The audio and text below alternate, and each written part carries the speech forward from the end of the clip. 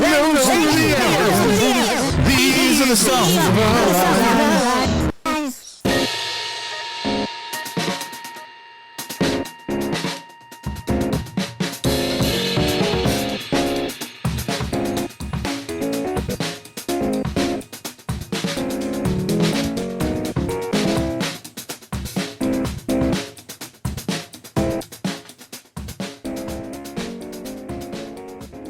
Hello and welcome to the latest episode of Songs of Our Lives. I am Brad Rose. I'm an artist, a composer, a writer, the founder of Foxy, Digitalis, and somebody who thinks about music and sound far more than is healthy.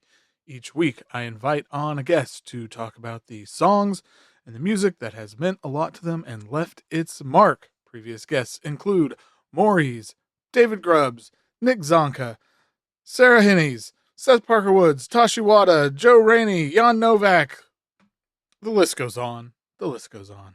This week, I'm thrilled to have the one and only Wendy Eisenberg on the show. Wendy and I had a blast doing this. This one was a lot of fun. Their new album, Viewfinder, is it's out on September 13th, so probably by the time you hear this, it's on American Dreams. And I said this, I think I said this to Wendy on the show, but I'm going to say it at the front of this because I didn't think it was possible for me to love an album of theirs as much as I love Auto, which is like one of my favorite albums of the last 5 years. That came out back in 2020, I think. But Viewfinder, the new record, I don't know, y'all. It might get up there for me. It's a hell of a record. Great band on it. Just everything about it. It's got a cool concept. And I'm not going to like repeat all this because Wendy and I talk about it. But yeah, I was really excited to have them on because like, I don't know. There's just something about like, they're this totally badass guitarist, like one of the best. I mean, and again, they're in Bill Orcutt's quartet. Bill Orcutt, Wendy Eisenberg, Shane Parrish, friend of the show, and Ava Mendoza. That's a hell of a group. My ultimate goal is to have all four members on this show at some point. So Bill and Ava, if you're listening. But the way they write songs is just so compelling to me. It's hard for me to even figure out sometimes. And this is kind of a recurring theme that has been coming up on episodes recently, but I think Wendy and I got into especially is music that confuses me or that I don't say I don't understand because it's less about understanding, but it's just, when you hear something and it's just like, wait, what? How is this? What is going on? And that is the thing I am searching for, and continue to, and will always be searching for. When I find it, it is the best feeling. And I will say that Wendy Eisenberg's music makes me feel that way far more often than not. And that is, that's about the biggest compliment I could pay it. So anyway, Viewfinder is out now. We recorded this a couple weeks ago, had a hell of a good time. I hope you all enjoy it.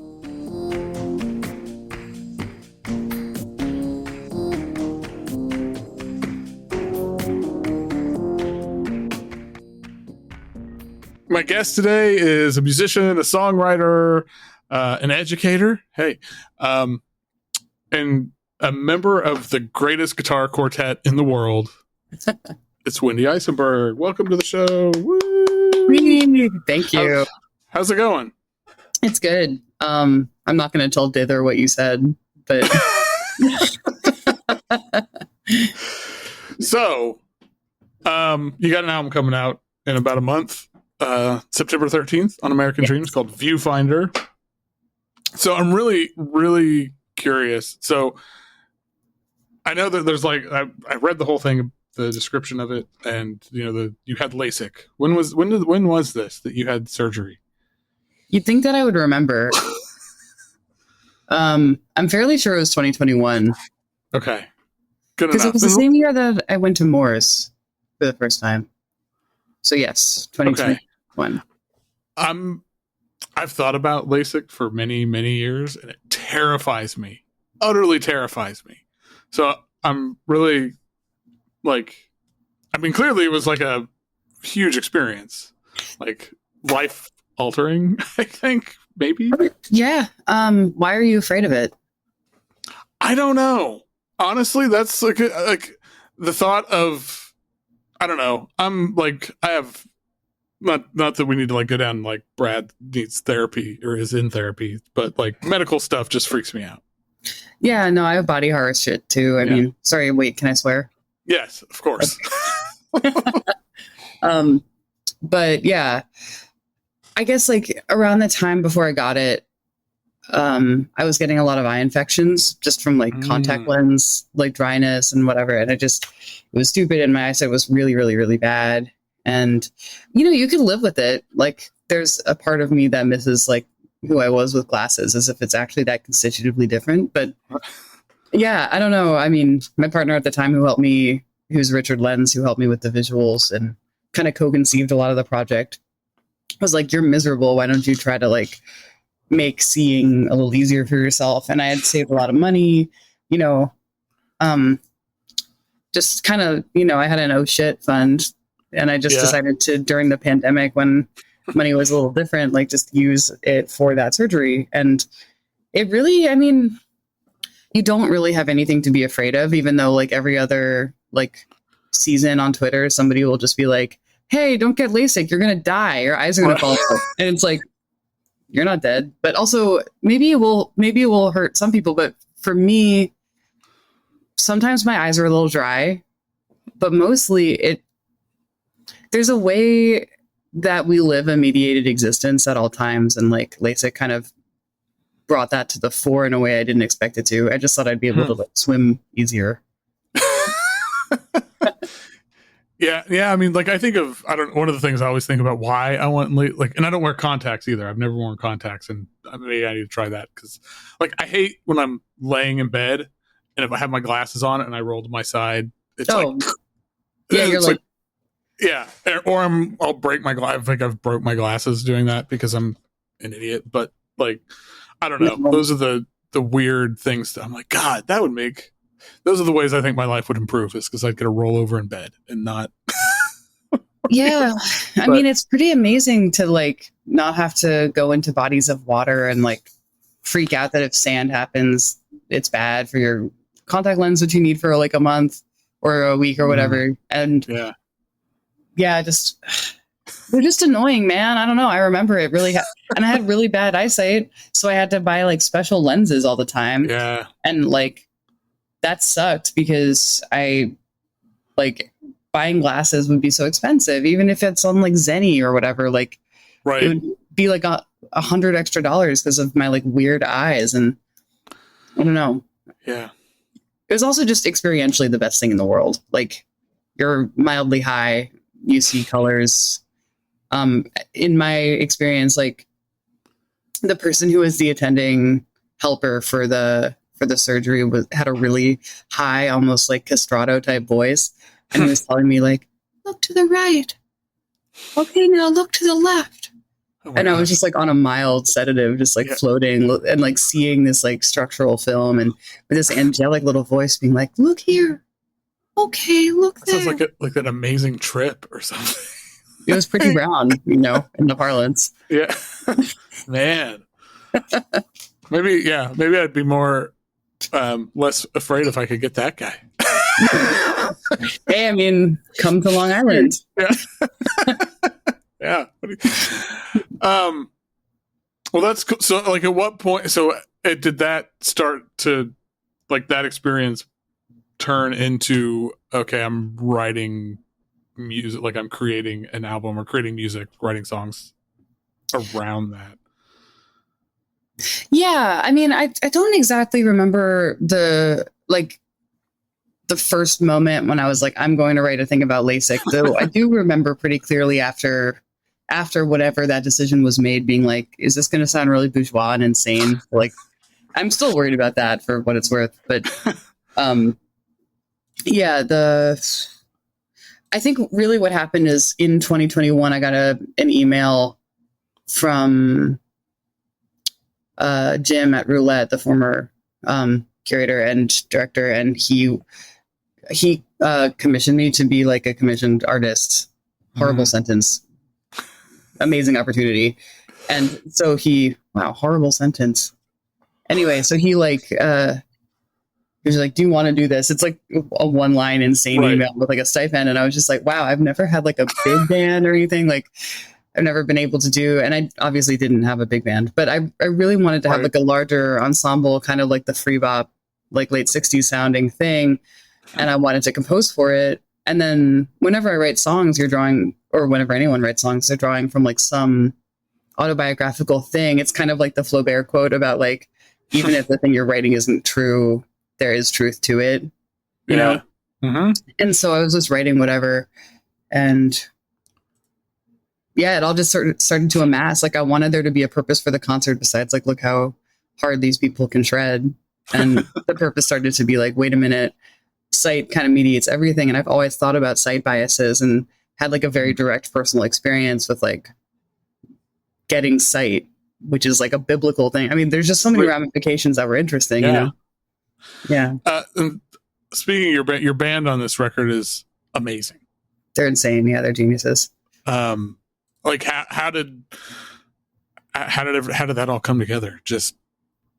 Well, I kind of was dreaming, like once I got that email, like who would I really want to play with? And I was playing in a trio with Aaron Edgecombe and Chris Williams, like here and there in the pandemic. And I wanted to play with Chris, and I'd never played with Booker, but I had a feeling that his language would be right with Chris. And then I was thinking, there's this person, Zechariah, who was like on the scene, who at that point lived in New York, and they're just super brilliant. So I was like, yeah, horns. I want horns. Okay. And then I wanted Patricia Brennan to be like the Bobby Hutcherson role. And she was, and she rehearsed with me and all that stuff.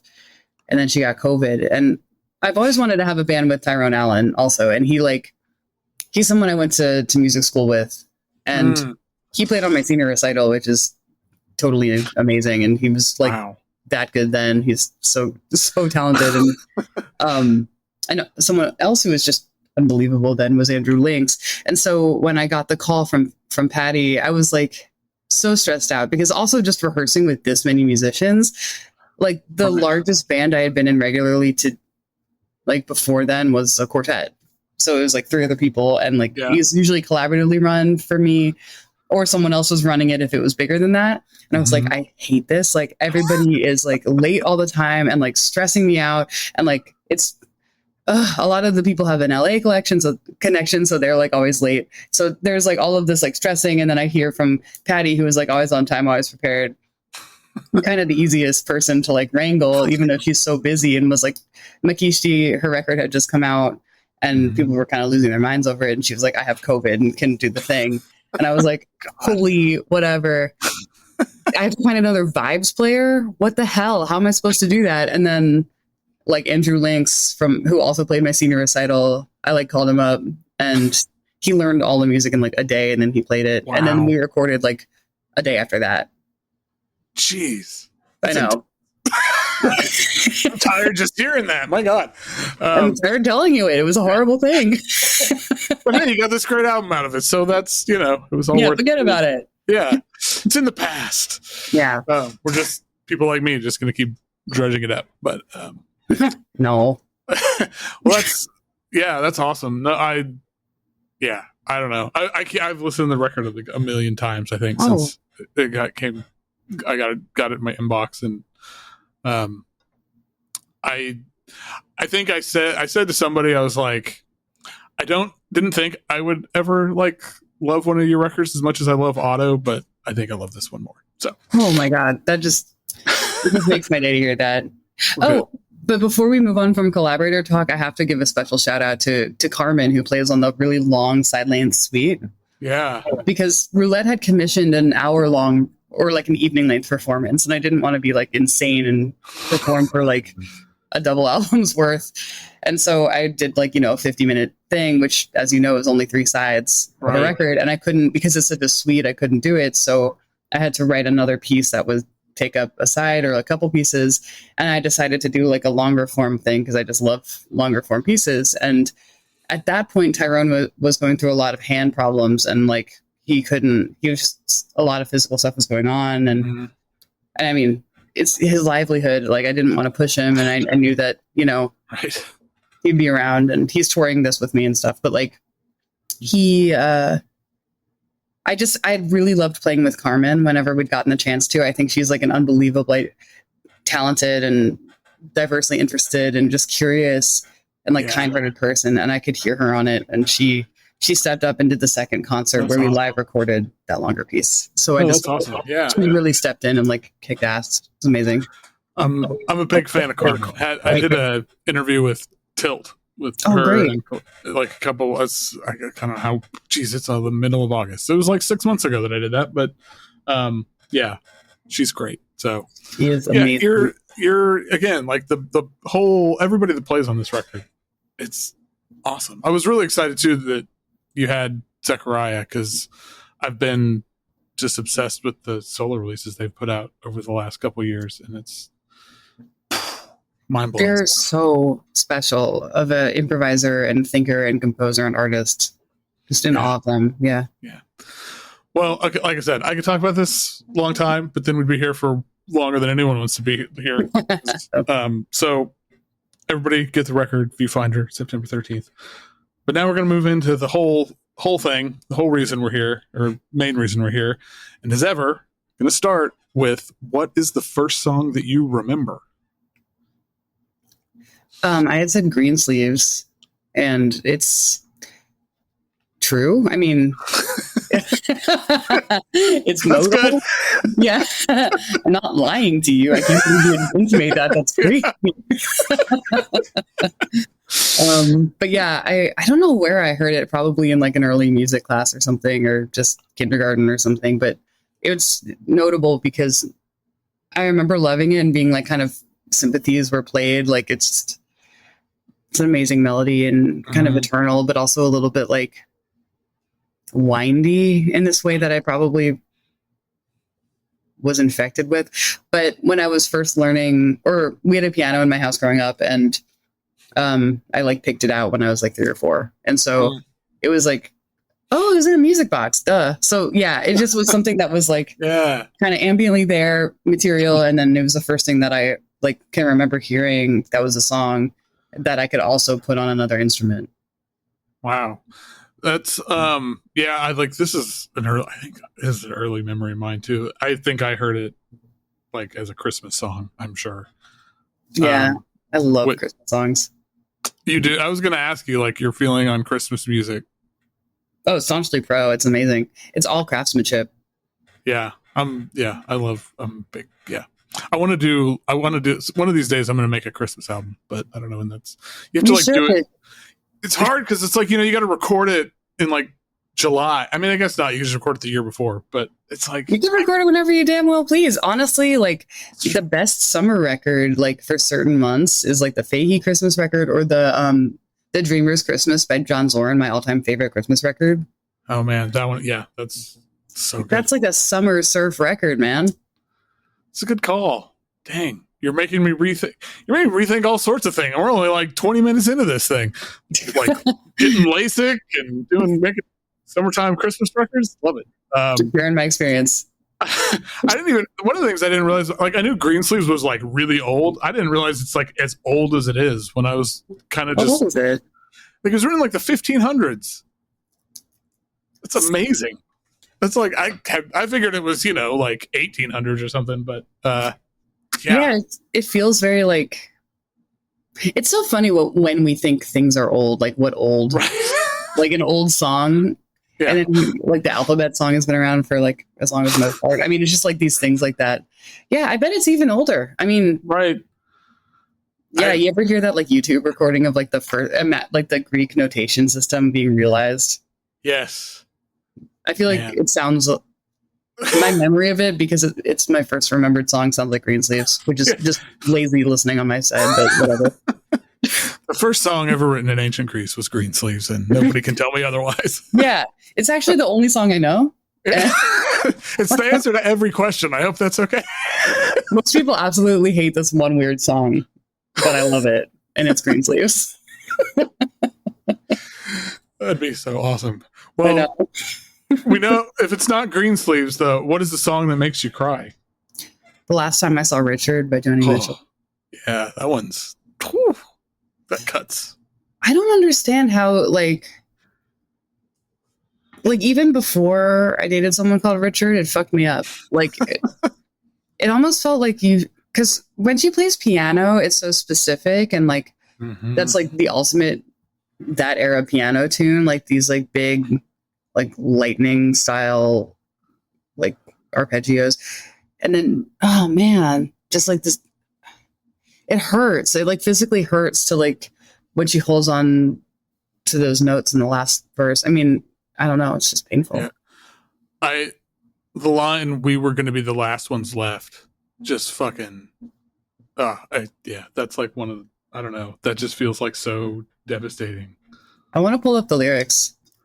Yeah, there's so many amazing lines in that, which I mean, it's Joni, so that's not surprising, but even for her, I don't know, I feel like this is I can't. I think I listened to this once when I could barely listen to this when I got your list, and I was like, man, this song just messes me up. It's like, it's rude how manipulative. Like, that's a really good way to put it. It is rude. Yeah, I have to like be in a good place when it comes across the thing, because usually in the car, like I don't put on. I mean, unless I really want to listen to a record, which is a lot of the time. Like I usually don't put on a record specifically, and just like let my phone DJ. And sometimes it puts that on, and I'm like, this sucks. Yeah. Like it's too like, am I a dreamer? Am I Richard? I do like sitting in the house with all the lights on. What's wrong with me? You know? Right. Yeah. I'm looking at your figure skater. No. What's wrong with that, Joni? Yeah. Like, are you mad that she can like, and then she's on ice on High Shira? There's this like world building thing with that. Oh my Lord. Yeah. Phew.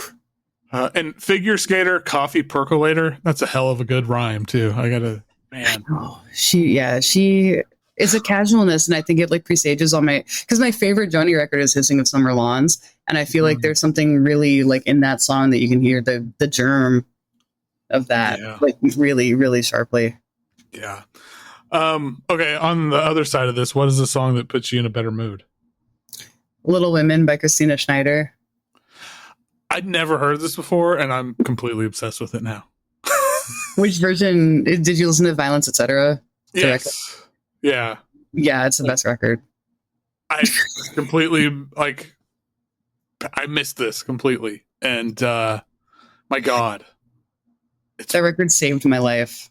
And that song, especially, because after the person I wrote the Hissins about, it was a people, not persons, but like after everything went down around that, when I was like writing that record, and right before I went to record it, the movie Little Women, that like the Greta Gerwig version came out, and I was about to record that in this like nice house that my cousin let me stay in during 2019, and I just was only listening to that record, and that song just like got me through. I was like, you have different looks, you know. Just like, it's such a perfect melody, and I know it just feels like you stumbled on it. Yeah, I'm gonna listen to this over and over again for like the rest of my life. It's so good. I don't know, and I don't know anything about her or anything beyond. Oh, I mean, she's amazing. I think she's like one of the best songwriters we have.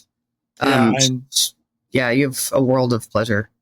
Yeah, this is like one of the main reasons I love doing this show, because I learn about stuff like this, and then it's like, all right, I got to go down a rabbit hole of amazingness, and that I might not have otherwise. But yeah, God, there's just the chorus and like all the repeating harmonies and stuff in this song. It just, if you can listen to this and not just like smile, then dang. It's so like snuggly and also searching, because I feel like a lot of the music that like, I listen to a lot of music that is supposed to put me in a better mood. That's usually like pretty like funny, because I like funny music kind of best of all. And as if you can tell by this working list or whatever, but like there's something so like sweet and nourishing about it that I don't get from listening to like Sun on the Moon by James Taylor, which is the funniest song to me in the world, or like Jam Flow Man by Twiddle. Like all these songs that are like, I don't know. It's not trying to cheer you up, but it is. It's like, right. Hey. It can't help itself. Like, yeah. It just does.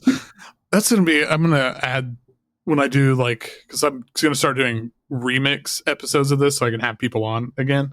Oh, Like the first person I ever had on the show was Jeff Tobias, and I want to have him back on so badly because it was just. I love him. Yeah, he was, and Mari was actually the second person I ever asked, but it was like in the worst possible time to ask her. But we got here. Well, she's a busy being, man. She does more than anyone.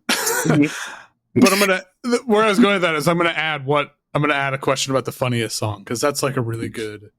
Because I like funny songs too, so like that's a good one. Okay. Anyway. Yeah. You're welcome. What's the yes? Thank you, and I'll credit you. I'll be like, this is the Wendy Eisenberg question. What is? Wow. Hit him with the full name. So, what's the greatest song of all time, objectively? So I've said "Surf's Up." Yeah. I don't know. I mean, like, it's like 90 songs in one. Something about a band called the Beach Boys saying "Surf's Up." Mm-hmm, mm-hmm, mm-hmm. Getting rid of the lyric for that line is like astonishing, especially considering where they were in their trajectory. Harmonically flawless, lyrically insane, written in an hour, which is for me the sign of a really good song. Yeah, I remember when I learned that fact, I was just like, "What?" The thing is, it makes sense because, like, not to be like I'm Brian Wilson, but like all the best songs that I've ever written, like actually every song that I've written and wanted to share with anybody has taken like maximum 2 hours to write, and like it just doesn't take that long if you like have the backlog of like shit you've been interested in and like transcribe. You know, you can get there. That's true. No, I think that's dang. Yeah, like you just have to give yourself more time so that you can take up a little bit of time in it. That's a good. But production takes forever. Yeah, I mean, yeah, production is it does. It's the song itself is the easy part. It's not necessarily, but in some ways it is. Yeah, but then did you read that John Swartzwelder interview in the New Yorker? Yes, that came out. The writer from The Simpsons, who's like the one who always is. He's like the old gray mayor, just ain't what she used to be. Oh, no, I haven't. He's kind of amazing, and he never really gives interviews, but he like gave this interview and he talked about how like he's a really bad writer, but like a really amazing editor. And so he writes like the shittiest script ever in like a little bit and then goes to bed and then edits it the next day. And I feel like that's another way that songs can be written quickly. But I feel like this song probably didn't even need any editing. No, it was like an hour done. I mean, again, the production probably took forever. Yeah. It's sublime. But, the way I do want to give a shout out to the other things that I like said in the thing, because the way that you asked this question was incredible. You were like, obviously it's tongue in cheek to ask for the best song of all time, but if an alien showed up and if you wanted to show them the height of sonic achievement, what would it be? I think like Angel from Montgomery, which is like also a perfect song, is like, if you were an alien and someone played that to you, would you think that you were the angel from Montgomery that the lady's asking for? Oh, wow. Right? Yeah. It's very blue. Dang. You just blew my mind. But that's incredible. Like, how the hell can a person like go to work in the morning, come home in the evening and have nothing to say? Like, can you imagine a better lyric? Like, I know I put a better lyric down there, but like, holy smokes. John Prine is like, he should have been knighted. Like, Angel should have walked on feet. Like, the best fucking thinker ever. Yeah. No. It amazes me. I think I've recorded over 50 of these now. I think this is literally the first time John Prine has come up. It's criminal. You should like, I don't know what you're going to do. I know. Shame on everybody who's been on this. I know. Like, I'm trying to think about like who could have possibly come up more. Like, I mean, like, have people talked about Jimmy Webb? No, Jimmy.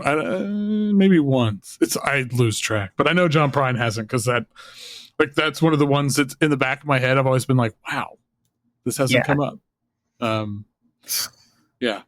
No, I mean, those two songs. I mean, I don't know. They're like, there is no objectively best song, but those two are two of them. Like, hey, man. I mean, it's perfect. I put a third one, but I'll talk about that like every other day of my life, so it's fine. Okay. Well, what's the song you used to love, but now you don't quite love it anymore? I put a song that I don't even know if love is like the word I would really use for how I felt about it, but I thought about it a lot because Grimes had that like almost new metal period, which a lot of like very thin indie rock women like to have. If you've noticed. And so she had this song that's called like We Appreciate Power. And I think she wrote it like when she was like starting to like get with Elon Musk or something. And it kind of has like a pretty amazing beat. Like I think it kind of was on that like Rina Sawayama tip of like metal guitars, but then like, I kind of thought it was like, I liked the song. There was something to it that like was really funny to me. And like, I don't know how intentional it was, but I was like, I would jam it. I would like lift weights to it and stuff.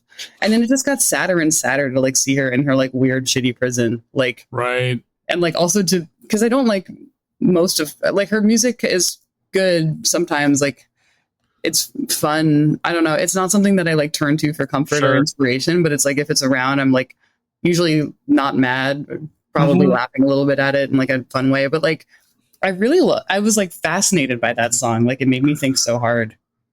I remember when I first heard it, really kind of, and I still, I don't know. I still think like the guitars and the beats are pretty sick. It's sick. Like it kind of goes. Yeah. But then I know what you mean though. There's like something about it when you like just related to everything that happened. I don't know. It just feels, I don't know. It feels weird. Yeah, it's got like Tomorrow Belongs to Me vibes or something. Like it's just like it's very weird. I wish it was like still funny because like if it was a joke song about it, like right. Yeah, I don't know. It also feels very I don't know exactly when it was, but like I forget the year that it came out, but I think it was maybe 4 years after the like St. Vincent dating Carrie Brownstein making grunge songs period of like 2 songs. Right. And it's like Crocodile. Oh man, yeah. God. That feels like a lifetime ago. It was 100 years ago, and I think about it so much because I'm like, first of all, Urge to Merge, incredible. Second of all, like those songs actually had something to them that like I wish she kept. That was it was very funny to hear her do that like cover of Kerosene. Like that was hilarious to me. But like and also like I love that song. I want to hear it whenever, but yeah, it was the same vibe of like, okay, you're going here. Like I'm actually kind of down with that. And then like here meant something so much more fucked up for Grimes. Right. Yeah. No, for sure. I hadn't heard this song. I hadn't listened to this in a long time, and I was just like, man, yeah. And I don't know, like new metal is like that was not my time. Like I think new metal came out. I don't know. It was never a thing for me, but like, which no judgment on anybody. Like I mean, when I was like my first great music love was like hair metal when I was 10. So that's like, so cute. Fucking CC DeVille is like still one of my favorite guitar players. Look, it's like Christmas music. It's all craft and like yeah, it is. I mean, yeah, but this, I don't know, like this felt like this really kind of, like you said, it was like kind of fun and funny and interesting, and then it all just went wrong. So I hope everyone's safe. Yeah, exactly. Like that's a whole. Yeah, God, I don't. Okay, let's move on from Elon Musk. He's so gross. Oh God, the grossest. So what's the song that people hate? Some group of people, whoever they are, somebody hates it. You don't care. You love it. Cardboard Cutout Sundown by Captain Beefheart.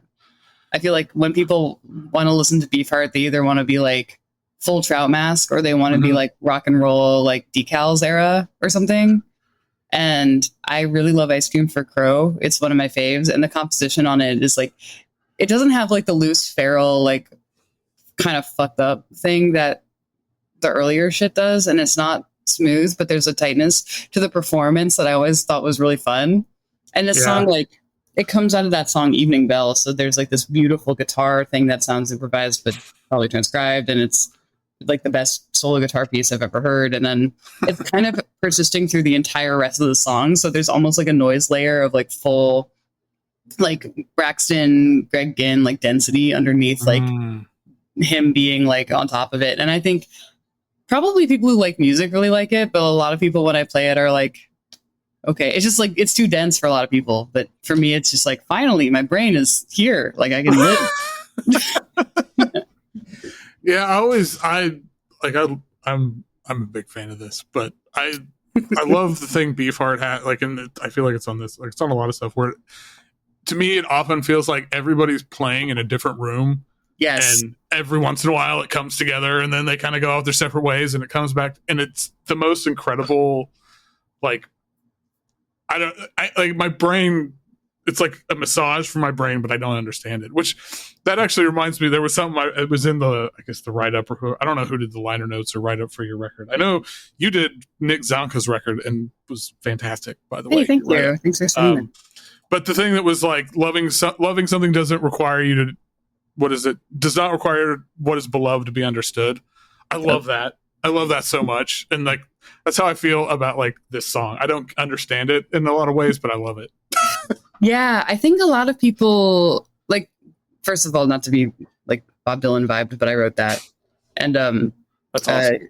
Thank you. I'm proud of those notes. But it's funny because now I'm in a love relationship where I do feel pretty understood, and I'm like, was I right? I don't really know. But with music, like, yeah, absolutely. I think people want to hear, like, I think the reason that this is something Mari and I talk about a lot, but a lot of people really like contemporary indie rock because it's like incredibly understandable.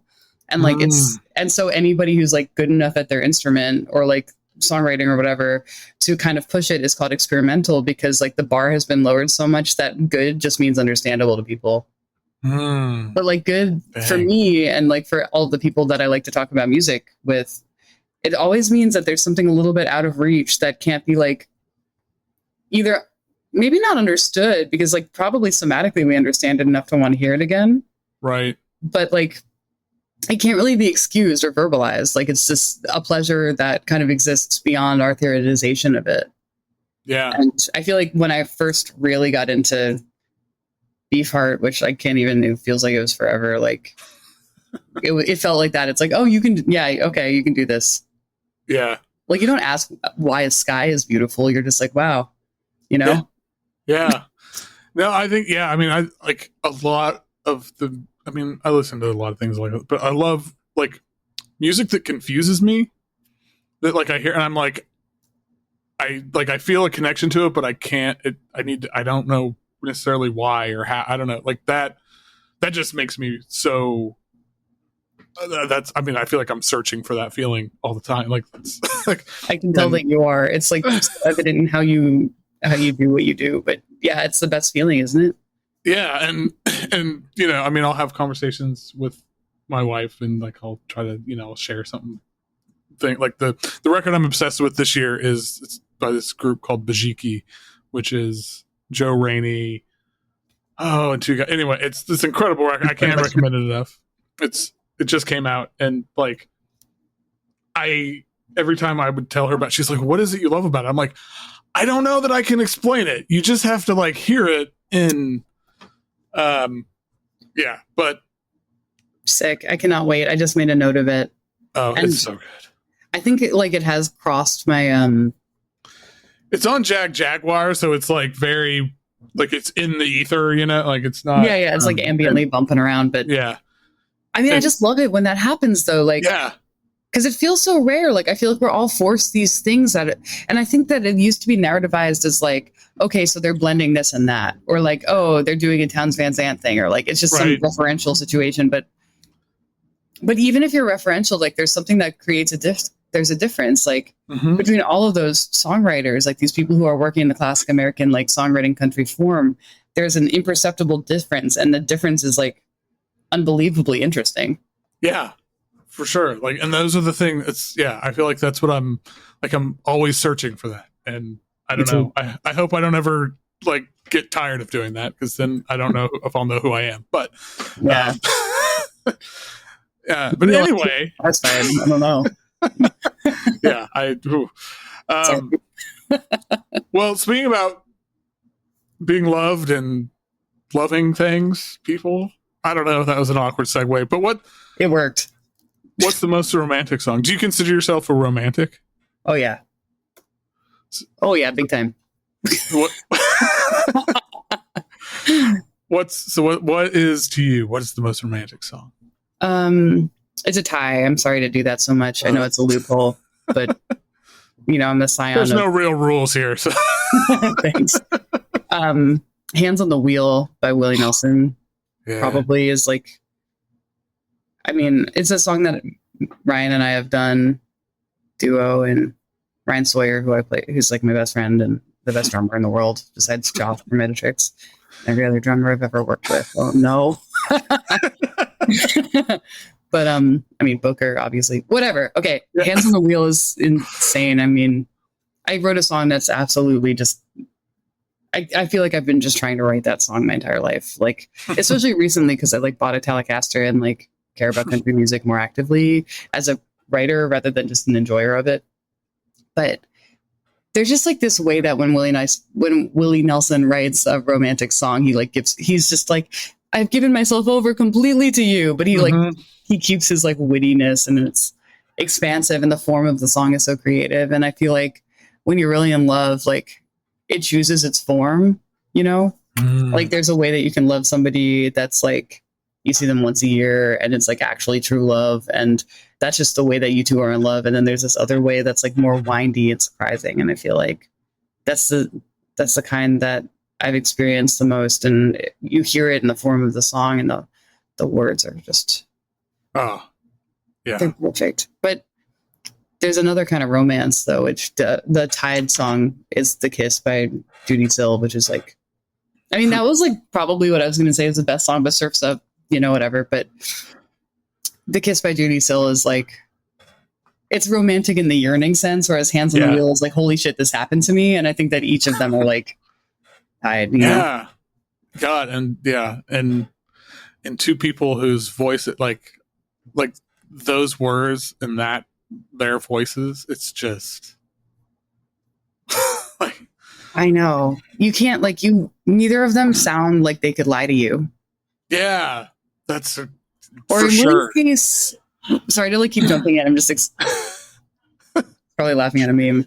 But I feel like in Willie's case, like he would probably lie to you and then be like, I can't keep lying to you, Right. Yeah, he would own up to it, but he would try. He's God. I love him so much. Oh, I do too. Like I saw him. It's been a while now, but it was whenever him and Dylan toured together, and God, it was at a baseball stadium here in Tulsa. It was July. It was 100 degrees. It was like awful. Lordy. But then, like Willie came out and started singing, and it was like everything was okay because it was just. He just has that effect. He's just single-handedly holding up the world. Yeah, I know. That's scary because he's like in his 80s. He's 91. Oh, Jesus. We really are doomed. Yeah. God, I love him so much. That song is so miraculous. I mean, so many oh my God, I just love him so much. I'm being so inarticulate, but I understand.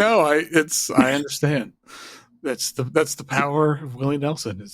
He kind of just renders you speechless. He's also like Ornette on guitar. Like his solos are so Ornette-like to me. It's weird. Like they exist in their own time, and because they're so in their own time feel, everything around them is contextualized like totally differently. Yeah, man. I feel like you're just like breaking my brain a bunch today, and this is wonderful. Oh, thank you.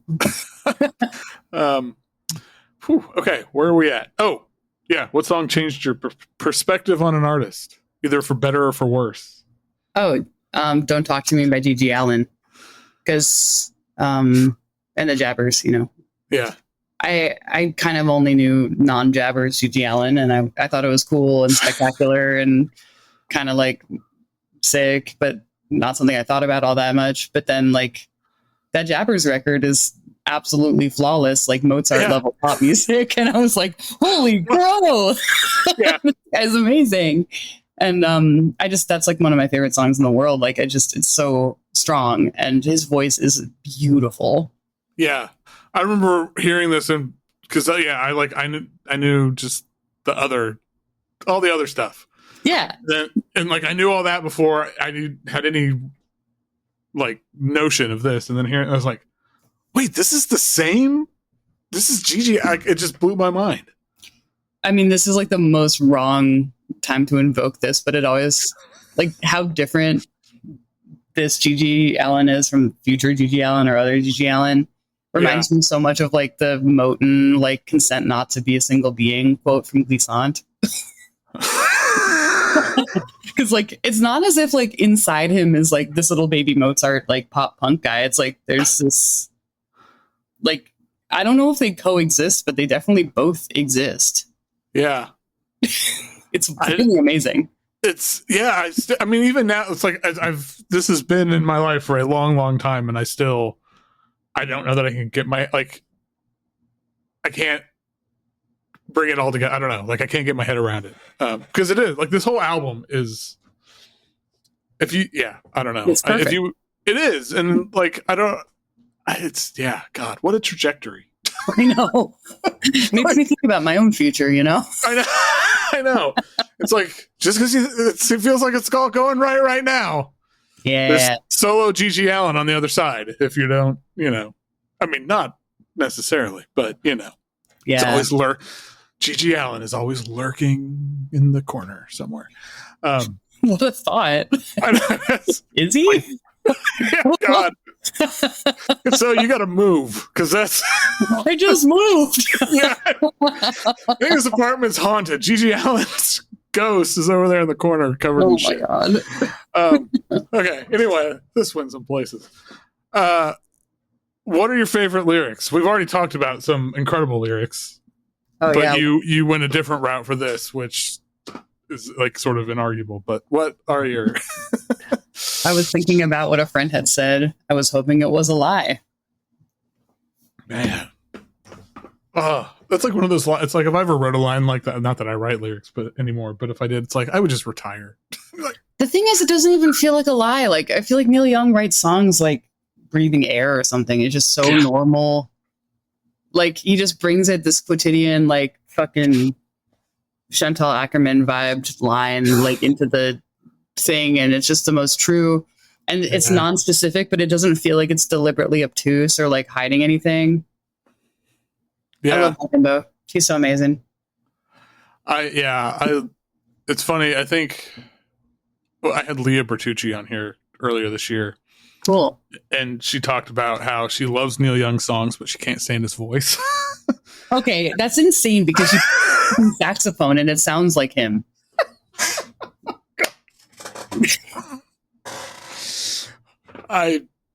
People hate Willie's voice. What's wrong with people? I love Leah. No, all respect. She was like, people are gonna hate me for saying this, but like, and I don't know. I love Neil, but like, I feel like this, like his voice on this song too. Anyway. I just like singers who don't sound like they're lying to you. Yeah. And, it's so funny, like, because authenticity becomes this weird mask for people. I mean, I wanted to talk about that in a later thing about my least favorite song. But with Neil, it's just like, that he can't be anyone but Neil. He's just there when he's there. Yeah. For sure. So the next section, you were supposed to pick 2, but you answered all the questions. We don't have to talk about all of them. Like, we're gonna do like quick fire, but if there's like 1 or 2 like you really want to talk about, then we can stop. Okay. So I'm just gonna go, and then we'll see what happens. So, what's the song you can or have listened to the most? Dear Someone by Gillian Welch. The vocal melody in this song is like a dream or being in a cloud or something. It feels like it's always existed. She does that. Yeah. It's just like, music. That's the perfect way to put it. It's like she managed to pull it down from wherever it exists. Yeah. So good. What's the last song you completely fell in love with? Well, one's a cover, but Junior Parker's cover of Tomorrow Never Knows is so slow. Did you listen to it? Yes. I hadn't heard it. It's mind blowing. It's like, it's so patient. And Ryan Sawyer showed it to me and Mari on a trip in the car, and it was like, what? And the original song that I've totally been freaking out over is Lockstep by Cindy Lee, because like everybody else, like Diamond Jubilee is just unbelievable and changed my life, and I think about her every day. And like I'll go. I don't know. I'll go like a week or something, not listening to Diamond Jubilee, and then I'll listen to it again. It's like the only album. It's like all new all over again or something. It's just like oh God, I'm feeling it all over again. Unbelievable. And their guitar sounds exactly like their voice, like the whole time, even when it's different tones. And it's like all of the different voices, I have a perfect mirror in the guitar tone. And just shame on anybody who like tries to write it off as like this or that. It's just absolutely like fluency of instrument, vocal and guitar and composition, like with a person. Like it's so sincere. Yeah. Yeah. So good. God. And again, this feels like I feel like I've listened to it so much and it's been this like part of my life. It feels like forever. And it's not even that old. No, because those songs just like they've always existed. Yeah. And the Junior Parker cover of Tomorrow Never Knows makes that song sound like it's Greensleeves, like it's a million years old. Yeah. What's a lyric you thought you knew, but you learned it was something else and it kind of blew your mind? I'm a big fan of Emily Haynes from Metric's solo record. I have like, as you can see, like a pet interest in like pop, like I just think it's interesting, you know, it's maybe a product of when I was raised or whatever. But anyway, so her solo record, Ryan also showed me, and it blows my mind. And the last song, Winning, is like it's actually kind of like the Cindy Lee album. Like if you took the meaning of the entire press bullshit storm around it and turned it into like a record of piano songs. It's like that. Like it's a just kind of amazing record. But first lyrics are like, to never open a book, always reading a magazine, outspend betting if it looks like women you haven't been, is what I thought it was. Which, like, as somebody who has like a kind of negligible relationship to femininity, like I feel weird about my own femininity, and like it's too complicated. And when I heard that line, I was like, yeah, like whenever I look at a magazine, I feel this way too. Like I can't bet on that enough. Like I fucked up somewhere without knowing that I did, and I can't be a woman. Like all these like sad kind of thoughts, because the idea of womanhood being a provenance of capitalism is just disgusting and sad, and I don't want to go there. And then when I'm living my life, I don't even think about it. But turns out if it looks like winning, it hasn't been. And then that's just like a whole nother capitalist dimension. So, yeah. I also got like Knives Don't Have Your Back is another really great line. Dude, that fucking song. That song is a masterpiece. I can't believe people aren't talking about that record all the time. Yeah. I don't feel like I've heard anybody. I think you're like one of the first people I've heard talking about this record. So there you go. I don't know what's wrong with the world. It's just Ryan. Ryan has the solution. What's a cover that's better than the original? We already talked about, well, I don't know if we talked about one. I think we did. But what's the one you picked? I don't think that Tomorrow Never Knows is better than the Beatles cover. I just think it's mind-blowing. Yeah. I think both are perfect. But the Bad Plus covering Radio Cure with Wendy Lewis on vocals. I love Radio Cure. It's not saying that song is not great, but like the Bad Plus version makes them as a band make the most sense that I've ever heard. And it's sublime and devastating. But there's another cover that I was thinking about, which is Bill Frisell and Petra Hayden's cover of Yellow by Coldplay. Oh, I've never heard that. Oh, man. Yeah. That sounds cool. It's so good. This cover of Radio Cure, though, like I can't, like I need to like clear the afternoon if I listen to it. It's like it's so beautiful. I mean, that's like, because like I really love the Wilco song, like that's what always it amazes me. It's like a lot of answers to this question, like covers that are better than, it's like the original song's kind of okay. Yeah, and it's like it's a lot easier to kind of take it further. This is one of those ones like where the original is really good. Yeah, like what are you gonna do? Right, and then it's like, oh, you're gonna do this. Okay. Gotcha. The piano solo, it's like, it's these little, he's probably quoting something I don't know because he's like a smart guy. Motherfucker. It's so emotional. And when someone's doubling the vocal, like a male voice doubles her vocal at the end, it's just unbelievably perfect. Yes. What is the sexiest song? Steve Kuhn's Meaning of Love. Yeah. My friend Dan showed that to me. It blew my mind. That sort of like subdued groove that's just, yeah. Bye and bye. He sounds like Chet Baker. Yes. But like he sounds like Chet Baker with Bill Evans' accent. Wow. Yeah. What's the best hype song? Keep on Fucking Around by Rod Lee. I love Rod Lee. He's my favorite. I love Maryland. I love being from Maryland. And I love Rod Lee. And that song just is one line. You keep on fucking around and I'm gonna get my gun. You keep on fucking around and I'm gonna get my It's like yeah. Yeah. Anyone who knows me has heard me like sing it to myself, which is horrifying. I don't even have a gun. That's what makes it okay to sing. It'd be a lot more, I don't know, disconcerting if you did. Yeah. I'd be like, oh shit. I wouldn't trust me with a gun. Look at me. Yeah. I wouldn't trust me with a gun either. So, hey. Honestly, the entire like Rod Lee Volume 5, like the producer is like the most. He has a song that's just, yeah, what? Like over and over again for a minute. I'm like, yeah. Like, he's just like my favorite guy. That's awesome. Yeah. I mean, again, like, I don't know. Music needs to be fun. God damn it. And Baltimore Club is really fun. Yeah, for sure. All right, last two questions, the two big questions, if you will. What is the song that means the most to you? Satellite by Elliot Smith. Why? It's always how I feel. You know, I had heard it because I loved Elliot Smith growing up, and then I actually heard a pretty amazing Bill Frisell and Petra Hayden cover of it, and I had forgotten that it was by him, and I was like, that song is amazing.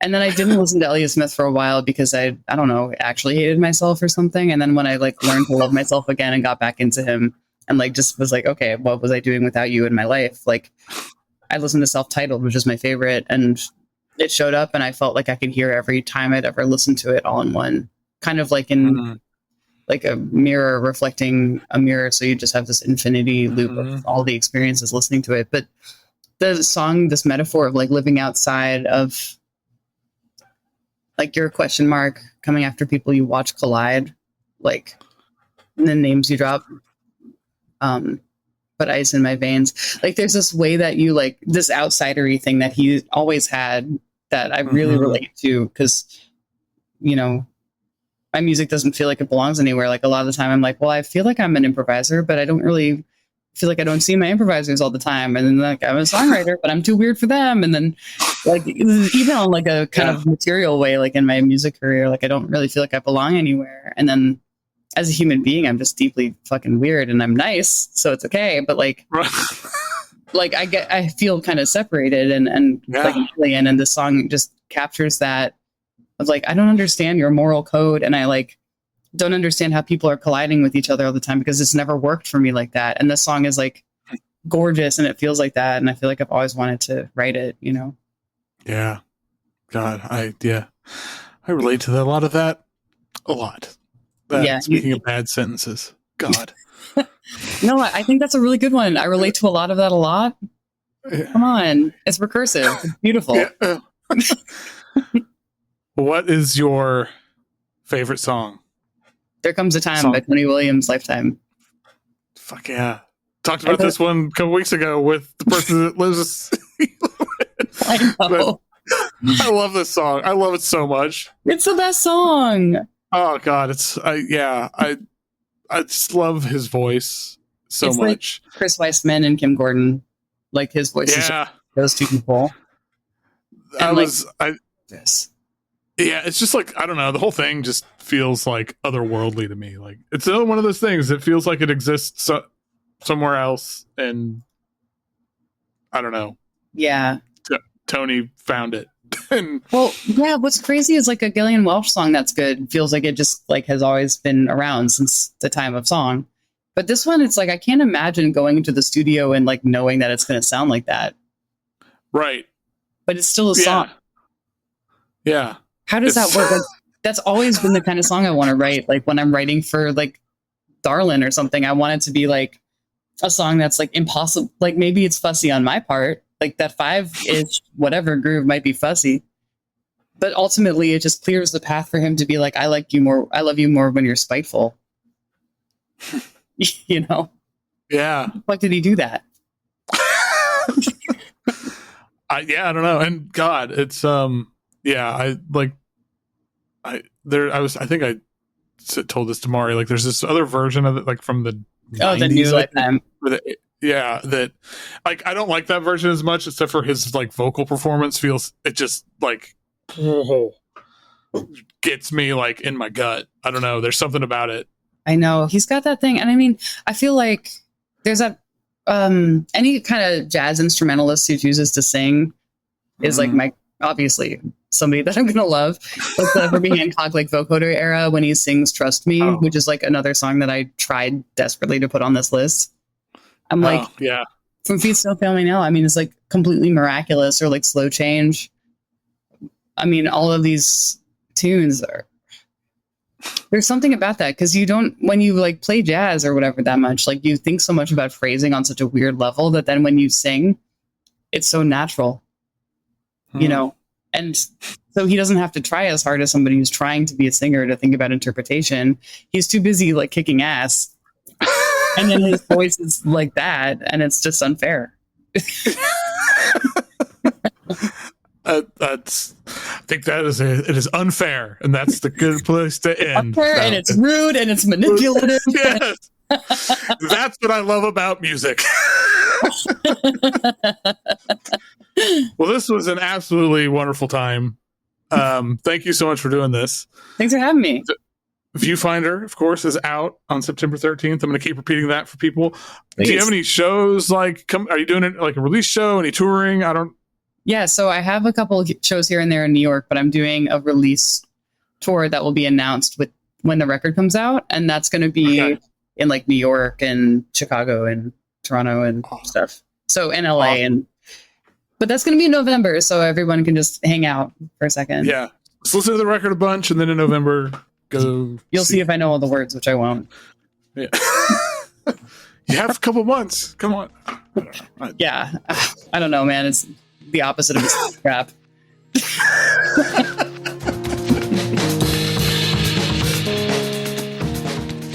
Once again, thank you to Wendy Eisenberg for finding the time amongst all the craziness and busyness that was going on in their lives at the time. It was such a good time. So many good songs too that we talked about. Viewfinder, of course, is out now on American Dreams, or out September 13th, but that's probably now when you're hearing this. Pick it up. Pick it up. Go listen to it. You don't want to miss out. As ever, you can find a link to all of their picks in the show notes.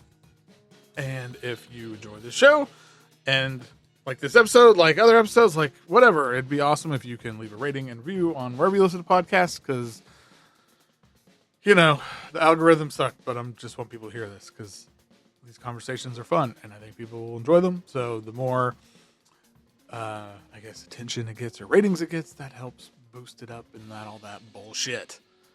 Hell yeah. Okay, that's it. I guess, I don't know. I kind of lost my train of thought there, so I'm just going to end this now and just tell you, till next time, keep listening to whatever the hell you want.